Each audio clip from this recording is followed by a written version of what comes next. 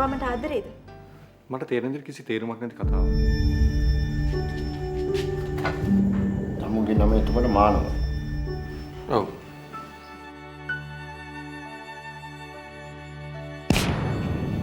ඔබ ඔය කතා කරන්නේ බලාපොරොත්තු රහිත බව වැඩි වෙලා. මට බලාපොරොත්තු තියෙනවා. හෙට උදේ ඊට පායයි වගේ.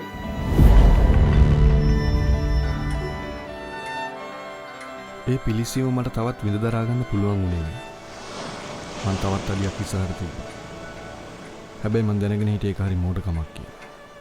එක අඩියක් ඉස්සරහට තියලා මේ පිලිස්සෙන අවුවෙන් බේරෙන්න පුළුවන් කමක් නෑ.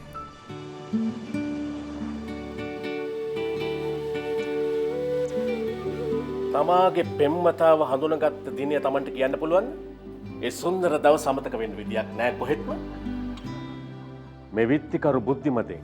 ඔහු අසන ලද ප්‍රශ්නවලට උත්තර දුන්න ආකාරය සලකා බලද්දී ඒක නෙමෙයි ඇත්ත. වෙන දෙයක්.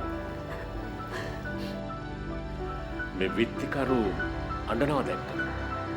නෑ.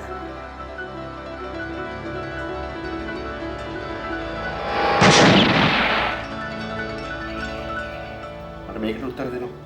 කම්සේ කරපු වැරද්ද ගැන තමසේ පසුතැවෙනවා. කනගාටු වෙනවා. මට දැන් තියෙන කාන්සියක් විතරයි.